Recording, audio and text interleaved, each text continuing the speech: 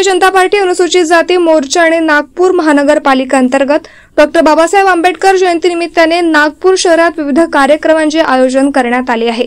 या आयोजनाविषयी अनुसूचित जाती जमाती आयोगाचे उपाध्यक्ष धर्मपाल बिश्राम यांनी माहिती दिली। राज्यभर आणि महाराष्ट्रातल्या संपूर्ण शहरांच्या कानाकोपऱ्यांमध्ये भारतरत्न डॉक्टर बाबासाहेब आंबेडकर सन्मान अभियान दिनांक 13 एप्रिल ते 25 एप्रिल 2025 पर्यंत आम्ही ही जन्मजयंती साजरी करत आहोत।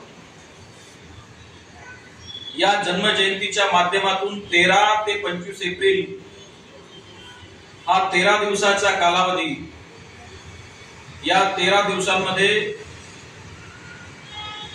दिनांक 13 तारखेला विविध शहरातल्या ज्या ठिकाणी परमपूज्य बाबासाहेब डॉक्टर आंबेडकरांचे पुतळे आहेत त्या ठिकाणी स्वच्छता अभियान असेल, त्या पुतळे आणि पुतळ्यांच्या अवतीभोवतीचा परिसर स्वच्छ करण्याचं काम असेल। इथपासून तर 14 एप्रिलला रॅली काढण्याचा विषय असेल। मग सामाजिक स्तरावर विविध रॅल्या ज्या निघतील त्यांना शरबत वितरण करण्याचा कार्यक्रम असेल। असा भारतीय जनता पक्षाच्या वतीने विविधांगी कार्यक्रम आम्ही करतो आहोत आणि याच कार्यक्रमाच्या शृंखलेअंतर्गत प्रबुद्ध जनांचं संमेलन देखील आम्ही या 14 ते 25 या कार्यकाळामध्ये कुठेतरी एका ठिकाणी आम्ही शहराच्या किंवा विभागाच्या मंडळाच्या पातळीवरती करतो। महाराष्ट्रामध्ये विदर्भातला म्हणजे नागपूर आणि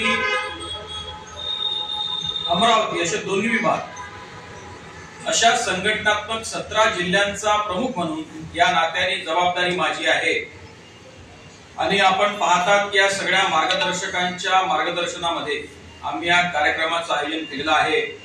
निश्चितपणानं या देशातल्या सर्वसामान्यांपर्यंत शेवटच्या व्यक्तीपर्यंत परमपूज्य बाबासाहेब डॉक्टर आंबेडकर त्यांचा विचार, त्यांनी या देशाला दिलेलं कर्जवत संविधान,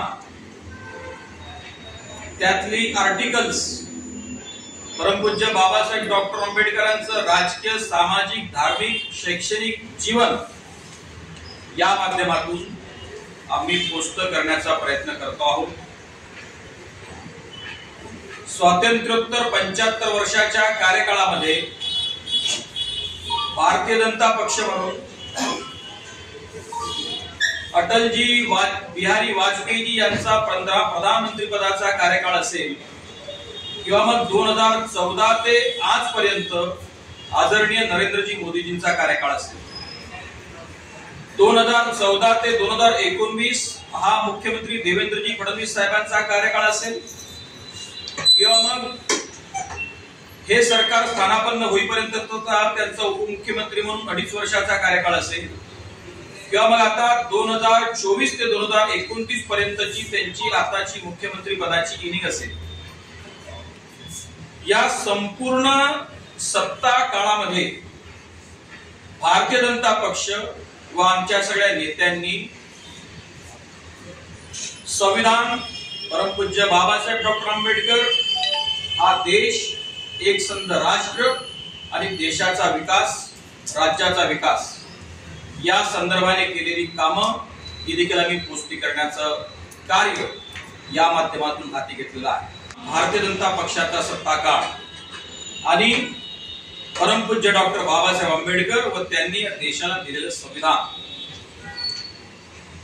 याचा अभ्यास जर तुलनात्मक मांडला गेला तर फरक निश्चितपणानं हा देशाच्या समोर, देशाच्या 140 करोड जनतेसमक्ष, आपल्या सगळ्या इंटेलेक्च्युअल्स, प्रज्ञावंत, बुद्धिवंत बांधवांसमोर ठेवलेला आहे।